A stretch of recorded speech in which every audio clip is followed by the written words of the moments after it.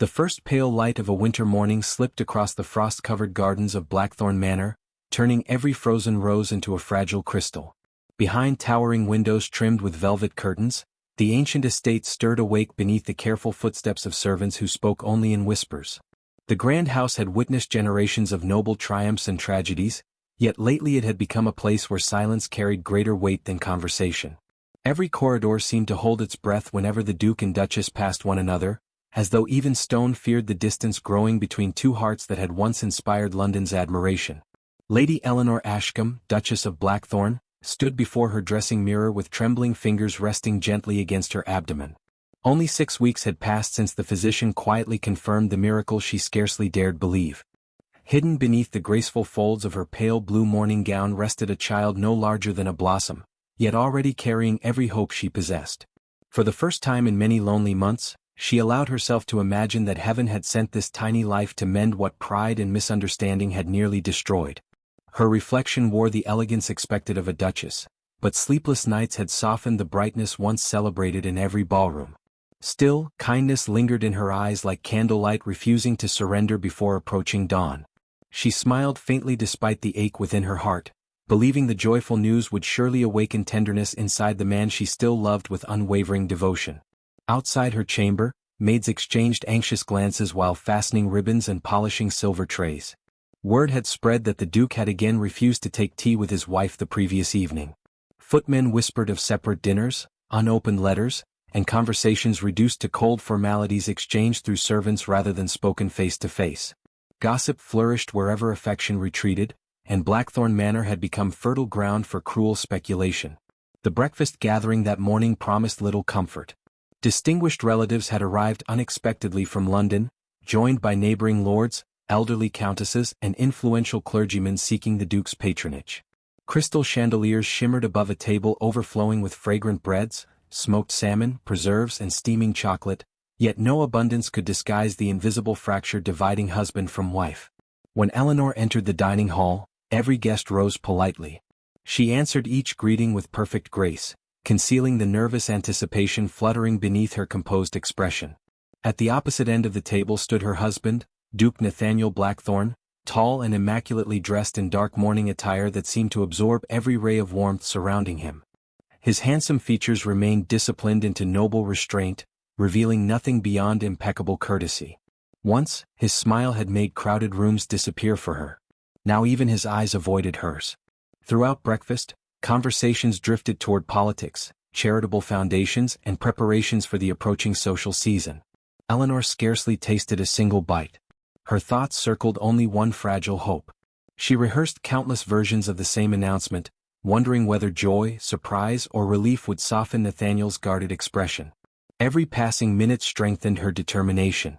Whatever misunderstanding had settled between them, surely their unborn child deserved parents united rather than divided. As guests slowly rose from the table, she gathered the last of her courage and crossed the polished marble floor. Gentle rain began tapping against the tall windows, filling the silence with delicate urgency. Several curious relatives lingered nearby beneath the pretense of admiring family portraits, sensing something important about to unfold. "Nathaniel," she said softly, her voice barely louder than the rain. "May I have a moment?" He paused, though he did not turn immediately toward her. When he finally faced his wife, his expression carried neither anger nor affection, only an exhausting weariness that unsettled her more deeply than either emotion could have done. "I have wonderful news," Eleanor whispered, tears already brightening her eyes before happiness could fully reach her lips. "I believe our future may yet become everything we once dreamed." For one suspended heartbeat, she imagined she saw hesitation flicker across his face.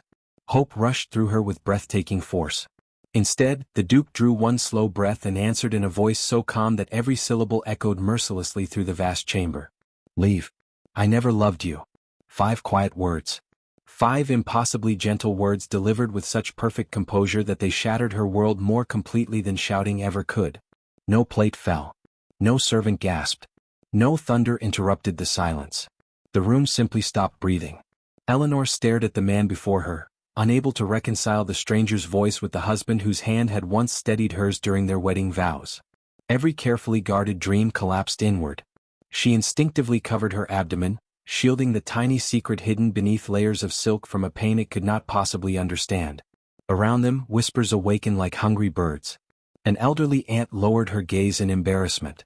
A visiting baroness exchanged meaningful glances with another lady. Someone quietly murmured that perhaps the Duchess had finally committed an unforgivable indiscretion. No one questioned the Duke. Society rarely demanded explanations from powerful men. Remarkably, Eleanor neither pleaded nor protested. Years of noble upbringing held her spine perfectly straight even while grief tore through every corner of her soul. She offered the smallest curtsy, one worthy of a stranger rather than a beloved husband, then turned before anyone witnessed the first tear escaping despite her desperate resolve. Within the privacy of her chamber, the storm inside finally broke. She collapsed beside the window, clutching the physician's folded note confirming her pregnancy. The paper blurred beneath falling tears until the hopeful words disappeared entirely. Yet after endless sobs, a fierce stillness settled over her. She pressed both hands across the hidden life beneath her heart and whispered, "You shall always be wanted even if I never am."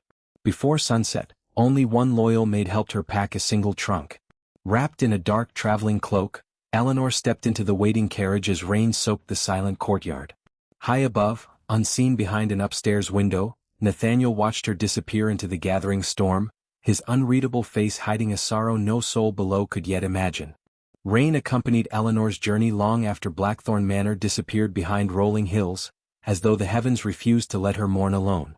The carriage wheels carved lonely tracks through muddy roads while every mile carried her farther from the life she had once believed permanent.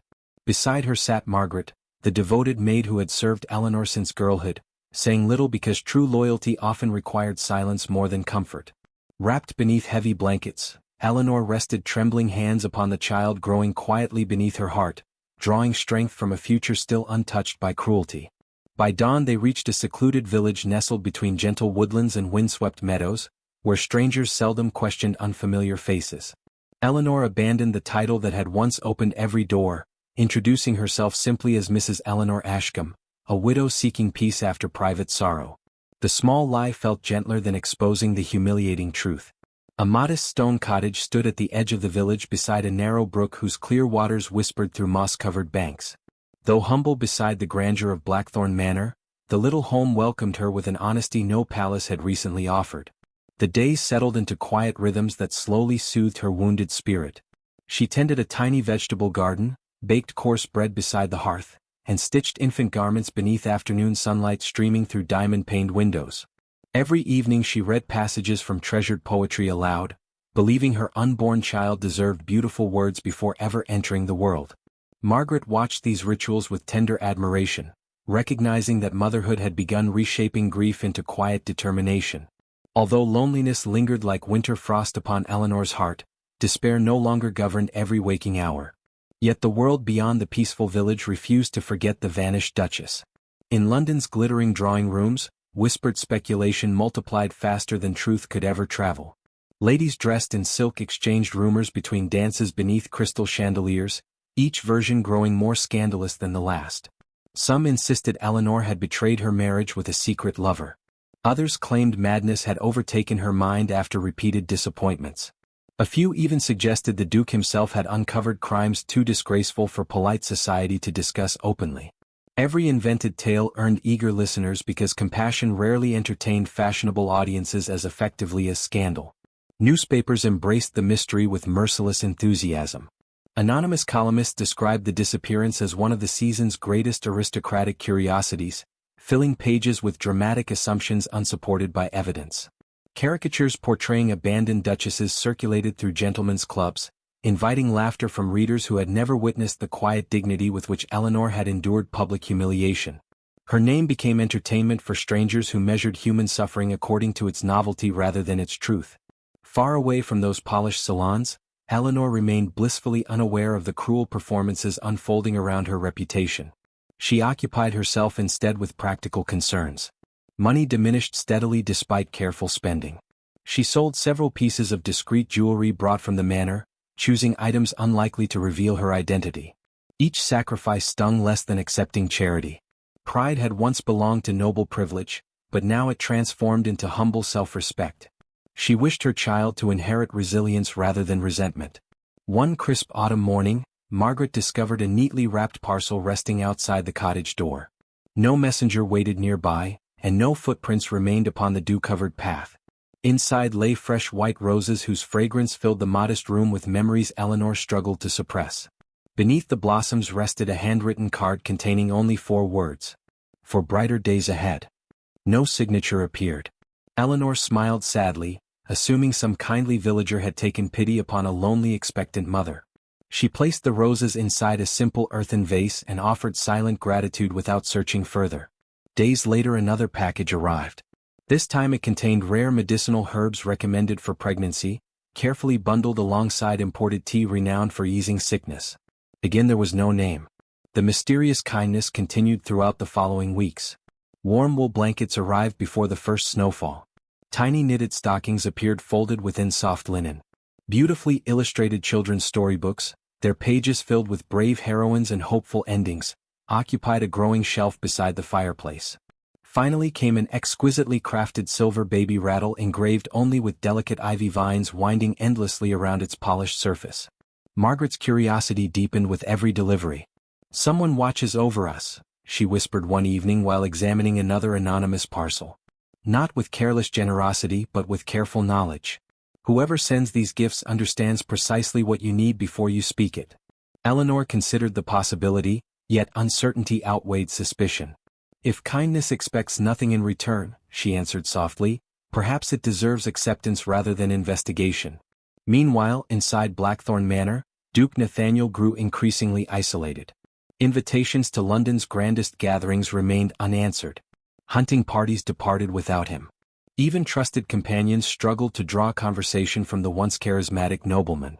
Estate affairs continued efficiently because duty required discipline, yet every servant noticed how frequently their master lingered before unused chambers and unopened correspondence. Whatever peace he had hoped to secure through separation appeared to have abandoned him entirely. Eventually, pressure from influential acquaintances compelled Nathaniel to attend the Winter Assembly, where England's highest families gathered beneath glittering chandeliers to celebrate the season. Music floated gracefully through the magnificent ballroom while laughter echoed against gilded ceilings. Elegant women admired jeweled gowns, gentlemen debated politics beside towering fireplaces, and everywhere conversations sparkled with polished civility. Until Eleanor's name surfaced. A wealthy viscount, emboldened by wine and approval, remarked loudly that Blackthorn had escaped an unfortunate marriage before greater disgrace could stain his noble house. Several listeners chuckled with practiced refinement. Nathaniel slowly set down his untouched glass.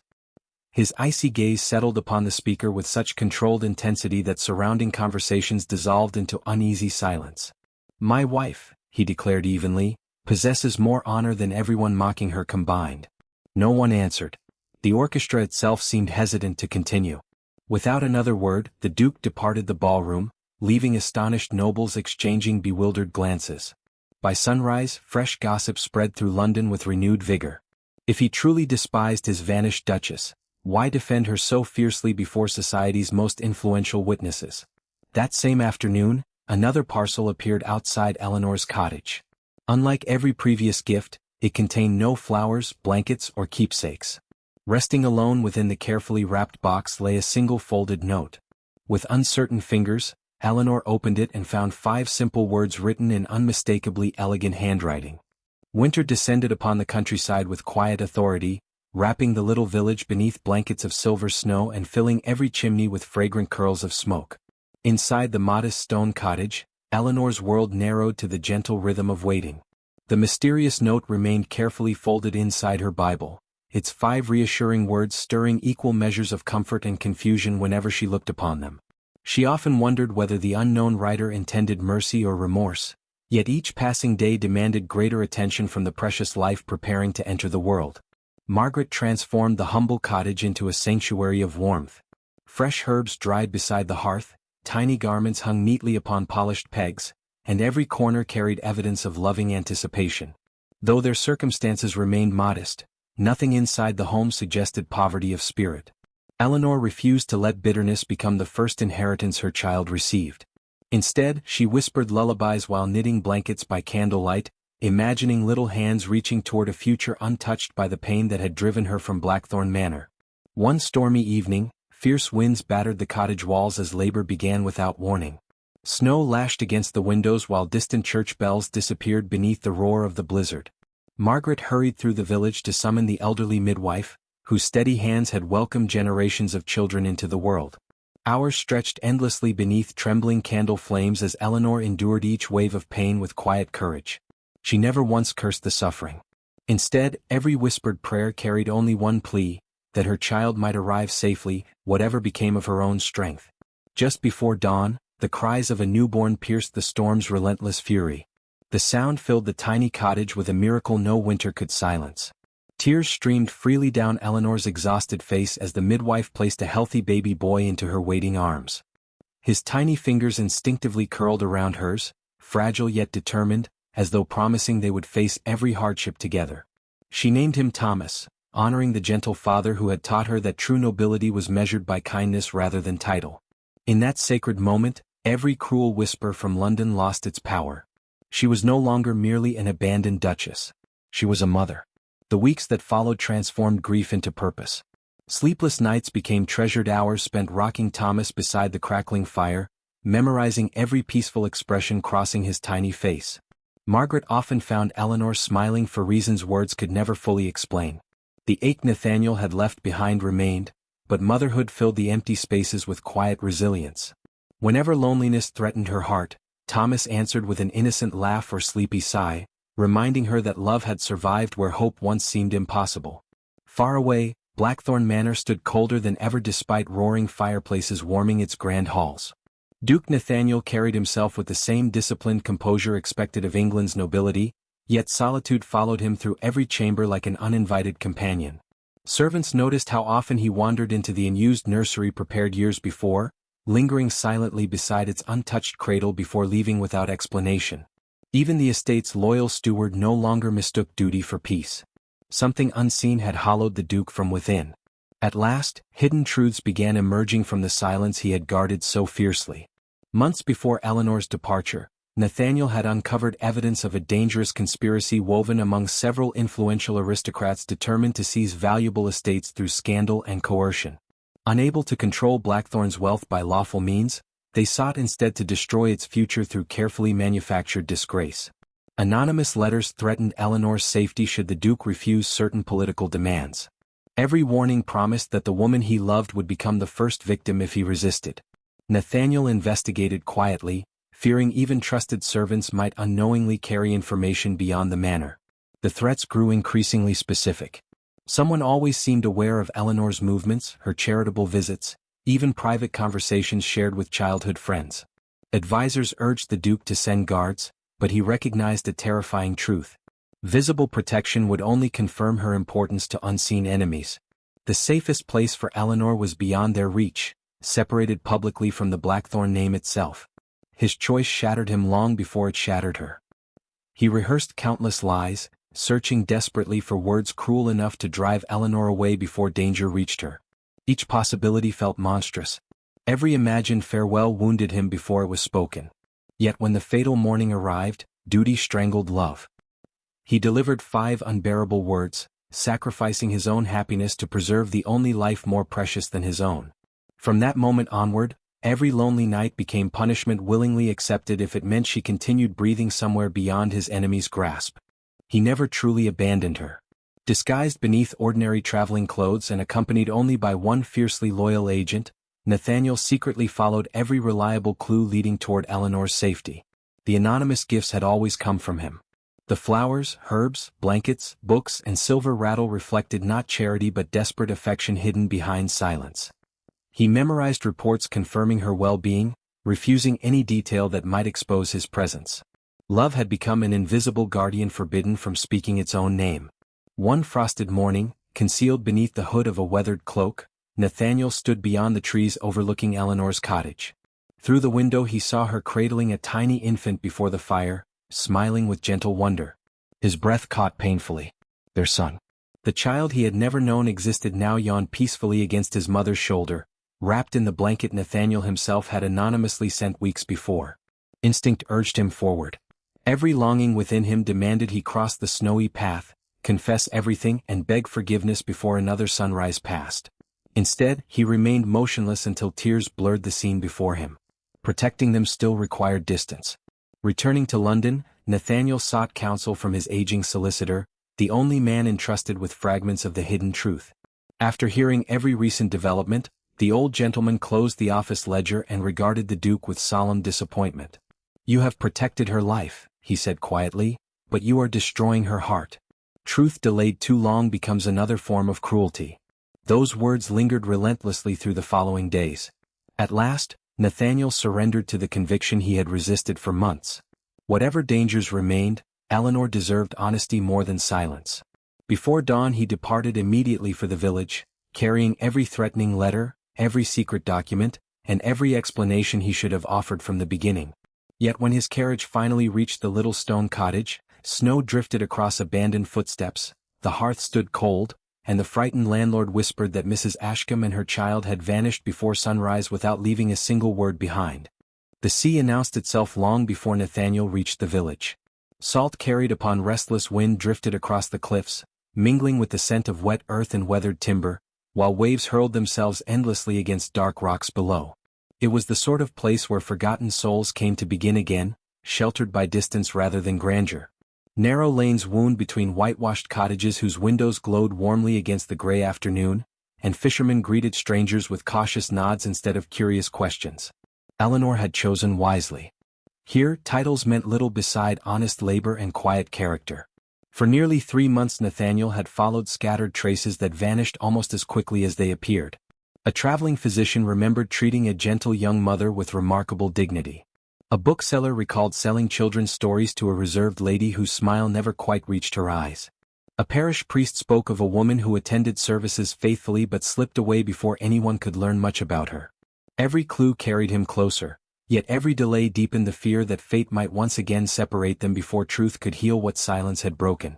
Late one rainy afternoon he finally saw her. Eleanor stood beside the shoreline with a little boy balanced upon her hip, watching gulls wheel above the surf. Thomas laughed each time the birds swooped low, reaching tiny hands toward the sky as though determined to catch the wind itself. Eleanor's hair escaped beneath a simple bonnet, dancing wildly in the ocean breeze, while her plain blue cloak concealed every trace of the Duchess society had once admired. She looked thinner than before, yet stronger in ways no ballroom could ever have revealed. Motherhood had not diminished her grace. It had transformed it into something quieter and infinitely more enduring. Nathaniel remained still for several moments, overcome by the impossible beauty of the life he had nearly lost forever. The child bore Eleanor's gentle eyes but carried the unmistakable line of his own jaw. Every heartbeat urged him forward, though dread tightened around his chest with equal force. Love had brought him here, yet love alone could not erase the wound his own words had inflicted. At last he stepped onto the sand. Eleanor turned at the sound of approaching footsteps. The moment their eyes met, time itself appeared to hesitate. Thomas, sensing nothing of history or heartbreak, gazed curiously at the unfamiliar gentleman before smiling with innocent delight. He stretched one tiny hand toward Nathaniel, inviting him without hesitation into a world untouched by resentment. Eleanor did not smile. Her face remained calm, but the calm resembled frozen water concealing dangerous depths beneath its surface. "What are you doing here?" she asked quietly. Nathaniel removed his gloves, exposing empty hands. "I came because I have hidden behind silence for far too long." She studied him without answering. The crashing waves filled the space between them, saying everything neither dared speak first. Finally, Eleanor lowered Thomas gently onto the sand. The little boy toddled happily after scattered shells while remaining close enough for her watchful gaze. "You found us," she said. "I never stopped looking." Her eyes glistened, though no tears escaped. "You told me to leave." "I know." "You said you never loved me." "I know." The simplicity of his answers unsettled her more deeply than excuses would have. "You destroyed everything we were." His shoulders lowered beneath invisible weight. "I believed I was saving your life." The words struck her with bewildering force. She searched his face for mockery, pity, or manipulation. She found only exhaustion. Nathaniel slowly withdrew a leather satchel from beneath his coat.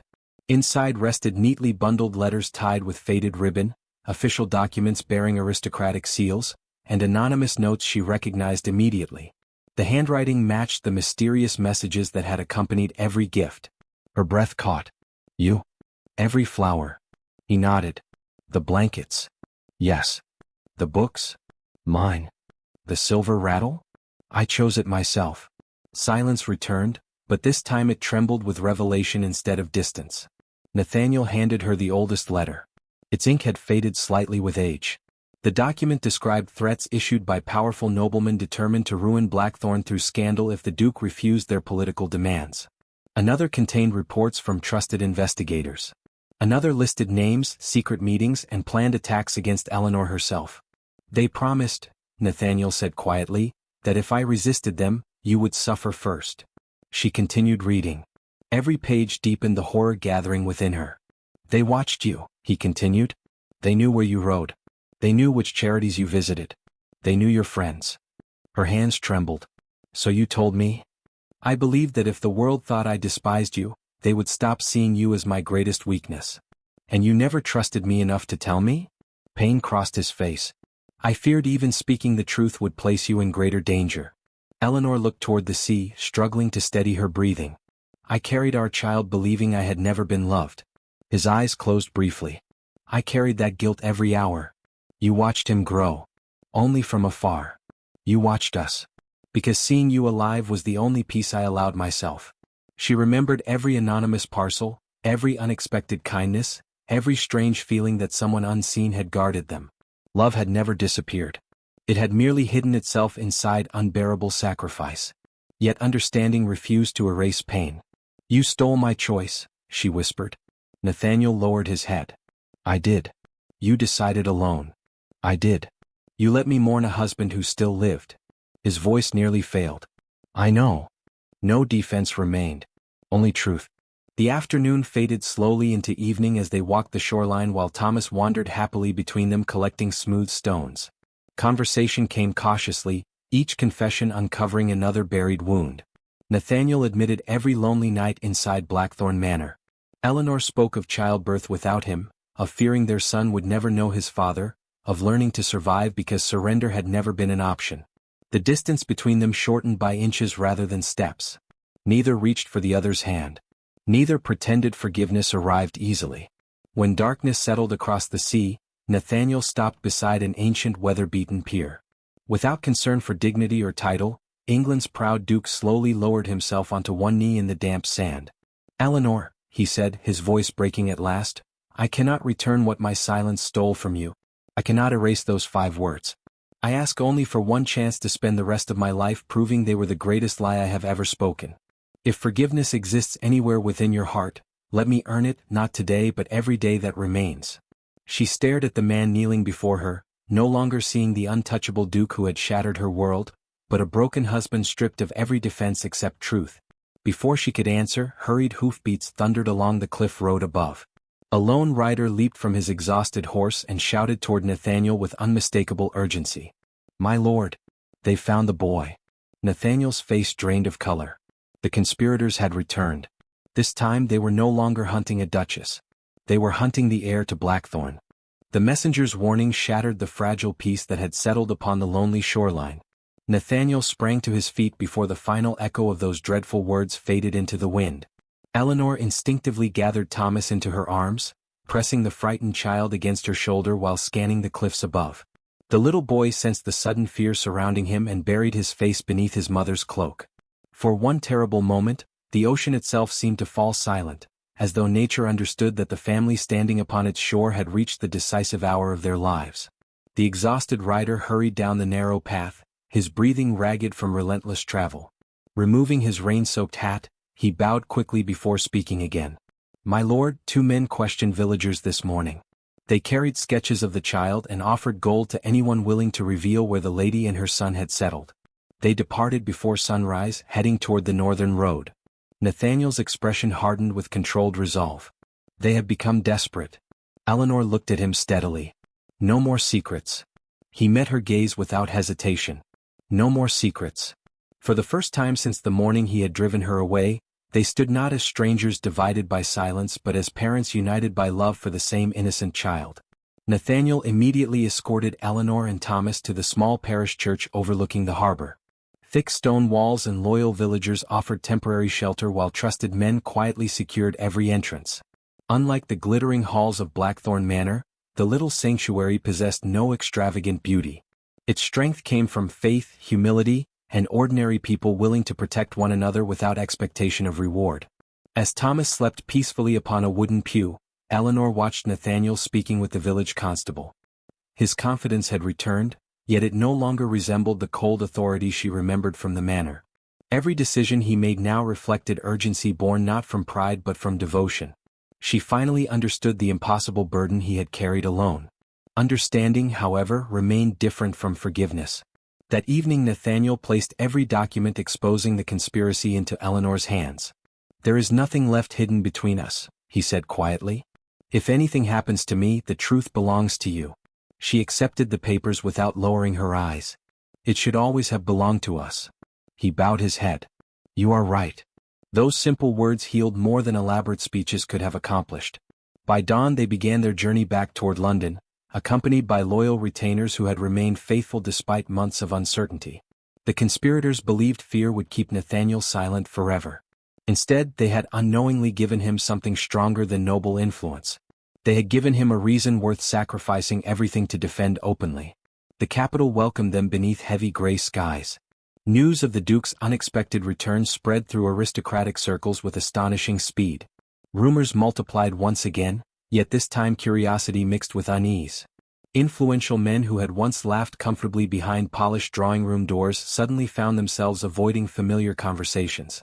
Whispers shifted direction. The hunted had become the hunter. Nathaniel refused private negotiations. He requested a formal hearing before respected magistrates, influential peers and government officials, insisting that every accusation be examined publicly. England's highest society gathered inside the magnificent chamber, expecting another performance of aristocratic pride. Instead, they witnessed something entirely different. Nathaniel presented every threatening letter, every witness statement, every secret account, every payment linking powerful noblemen to blackmail, intimidation, and planned violence. The carefully preserved evidence formed a chain impossible to dismiss. One by one, respected reputations crumbled beneath undeniable truth. Men once admired for refinement lowered their eyes as forged correspondence, bribed testimonies, and hidden financial records exposed years of calculated corruption. Several attempted elegant denials before collapsing beneath further evidence supplied by investigators who had quietly served Nathaniel throughout the ordeal. The conspiracy unraveled completely, not because of revenge, but because patience had finally yielded its harvest.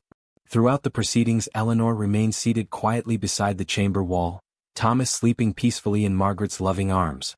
Many who had once whispered cruel judgments recognized her immediately. The same ladies who had speculated about adultery now struggled to meet her gaze. The same gentlemen who had laughed at scandal suddenly discovered remarkable interest in the marble floor beneath their polished boots. She neither celebrated nor condemned them. Her silence possessed greater dignity than any accusation.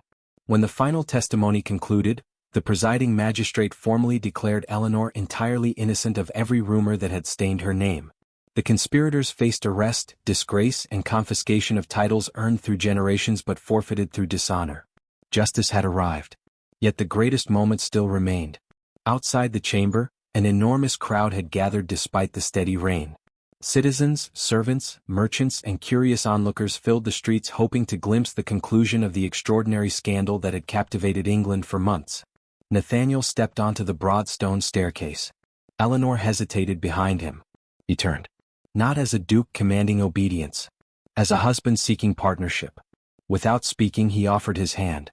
For several heartbeats she simply looked at it. Memories flooded her mind. The wedding vows. The breakfast table. The lonely cottage. Thomas's first cry. The anonymous gifts. The years stolen by fear. Nothing could erase those wounds. But neither could she ignore the man who had spent every remaining day trying to protect her, however imperfectly. Slowly she placed her hand within his. The crowd fell silent. Nathaniel guided her gently to the top step before facing the thousands gathered below. Rain dampened his dark coat, yet he stood taller than any title could make him. For many months, he began, my wife carried a burden she never deserved. His voice reached every corner of the square. I believed silence would protect her. Instead, silence became another weapon used against the woman I loved. He turned toward Eleanor. There are honors granted by kings. There are titles inherited through blood. There are estates measured in acres. He paused, emotion finally overcoming practiced restraint. But none of them equal the privilege of standing beside this remarkable woman. His eyes never left hers. The greatest title I possess is not Duke. It is husband. Tears filled Eleanor's eyes. Not because society finally believed her. Not because her name had been restored. But because, at last, the truth had been spoken without fear. Nathaniel then knelt before her exactly as he had beside the sea, unconcerned by rain, crowds, or ancient expectations surrounding noble dignity.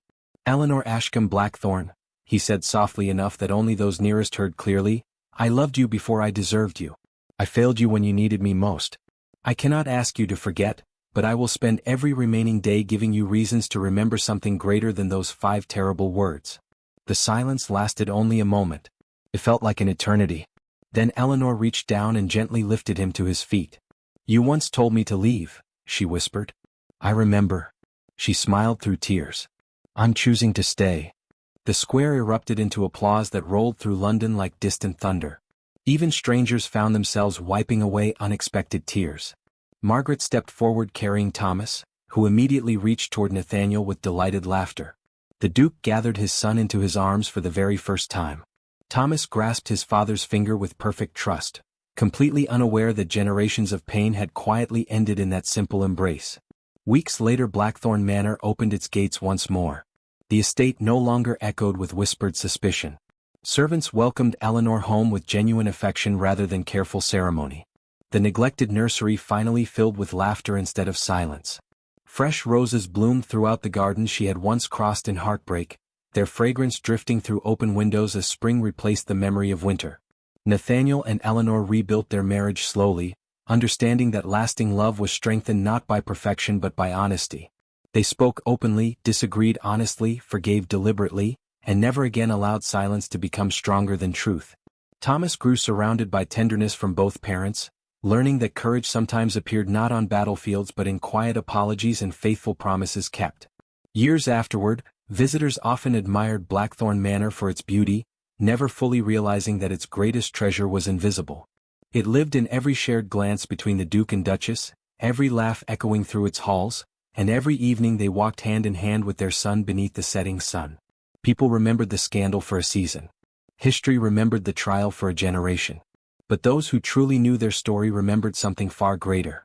5 cruel words had once shattered a young woman's heart forever. A lifetime of truth, sacrifice, and steadfast love proved that even the deepest wound could become the place where grace entered, and where love, patient, humbled, and fearless at last, became stronger than society itself.